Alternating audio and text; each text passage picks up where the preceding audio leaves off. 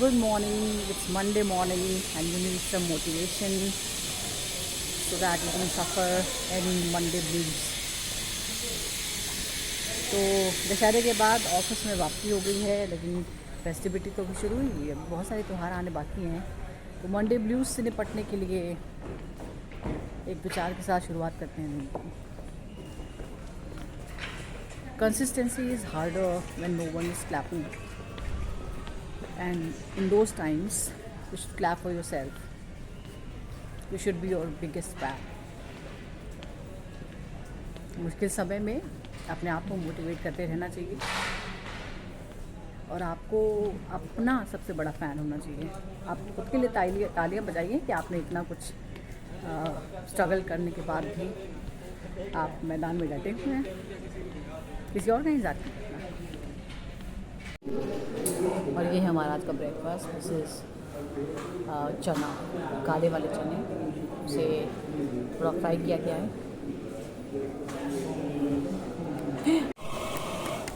लोग बोलते Monday blues क्यों बोलते हैं? Monday white. और दशहरा कैसा क्या? हाँ,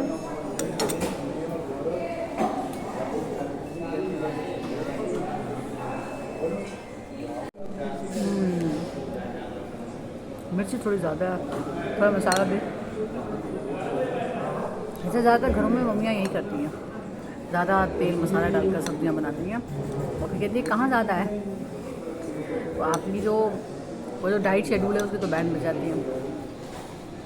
मैं श्योर आपके घर में भी यही होता होगा। मदर्स को हमेशा ये लगता है कि ज़्यादा चटपटा होना चाहिए, तेल घी डालने से ज़्यादा हेल्दी चीज़ें हो जाती है, टेस्टी बन जाती हैं। और हम लोग करना चाहते हैं डाइट, हो नहीं पाता।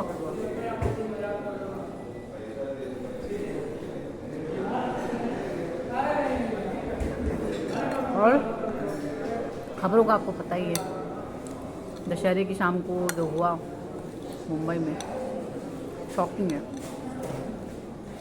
बहुत सारी उसमें बातें चल रही हैं। वो मोटिव क्या है? बाबा सिद्दीकी को मारा किसी ने, उसका मोटिव क्या है? जोर नहीं पता। अभी सब गैस कर रहे हैं कि सलमान खान का दोस्त है इसलिए मारा। तो सलमान खान को सिर्फ धमकियाँ दी, ये कब से होने लगा? मतलब कोई मोटिव इस्टेब्लिश नहीं हो पाया है। विष्णु ज्ञान इसके पीछे है। एक कथित पोस्ट है जिसमें दावा किया गया है। और सबसे हैरान की बात यह है, जो सरहना जेल में लॉरेंस बिश्नोई, उसका पूरा ज्ञान रखते हुए वो धमकियाँ दिलवा रहा है, लोगों को मरवा रहा है। क्या फ़ायदा उसको जेल में डालकर? छोड़ दो, फिर एक्टिविटीज़ तो चल ही रही हैं। Really shame. तो दिन की शुरुआत हमने पॉजिटिव नोट पर की थी, लेकिन उसके बाद जिस तरह की तस्वीरें सामने आई बहराइच से, वो बहुत ही सैड हैं, दुखी हैं।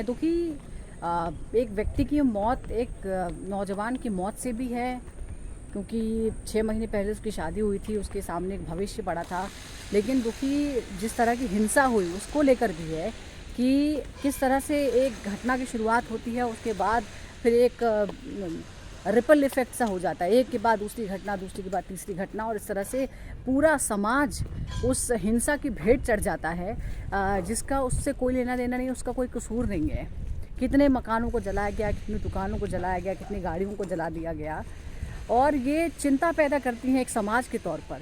और ये कोई एक घटना नहीं है, हम हर रोज़ इस तरह की घटनाएं देखते हैं जब इस तरह का तनाव और हिंसा होती है।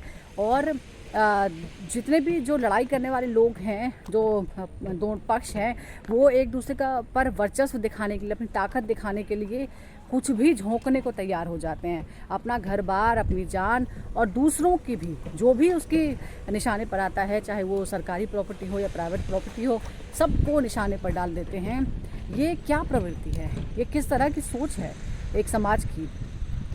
और ख़ास तौर पर जब भी कोई धार्मिक कार्यक्रम होता है तो उसमें अब धर्म के नाम पर सिर्फ हिंसा ही होने लगी है। और इसमें सिर्फ एक पक्ष नहीं है, दोनों ही पक्ष हैं। धर्म को आक्रामकता दिखाने का एक ज़रिया बना लिया गया है और बार बार इसीलिए शायद त्योहारों के दौरान इस तरह की का मातम फैलता है, इस तरह की हिंसा होती है। ये एक देश और समाज के रूप में बड़ी चिंता की बात है। आप क्या सोचते हैं इस तरह के लेके लिए, और आपको क्या लगता है कि क्यों आखिर लोग इस तरह से भड़क जाते हैं और इस तरह की हिंसा पर उतारू हो जाते हैं? आखिर ये भीड़ वाला जस्टिस कब खत्म होगा?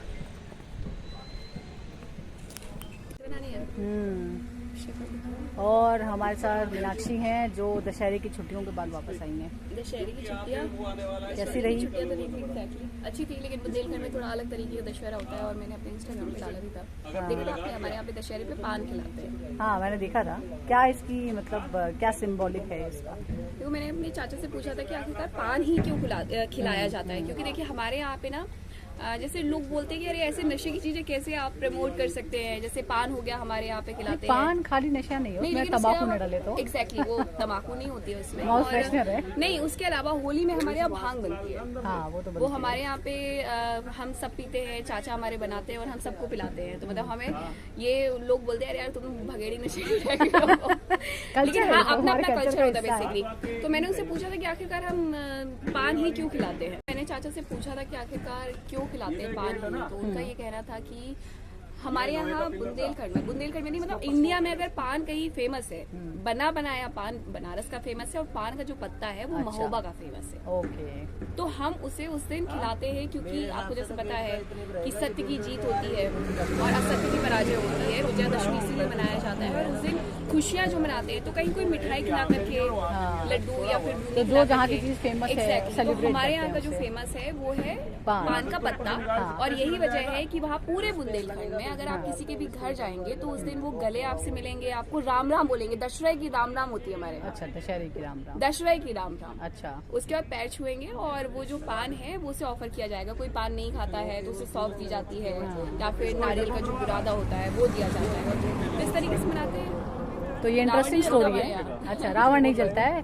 दिल्ली अगर नॉर्थ इंडिया की बात करें, जैसे दिल्ली और एनसीआर और आसपास के नॉर्थ इंडिया के ज़्यादातर इलाकों में रावण जलाने की परंपरा है। दुर्गा पूजा की परंपरा है। और आपने मीनाक्षी से बुंदेलखंड की परंपरा भी सुन ली। तो अगर आप पान के शौकीन हैं तो बुंदेलखंड अगर आप जाएं तो कुछ पत्ते ज़रूर लाएं और उसका टेस्ट भी ज़रूर लें। बाय।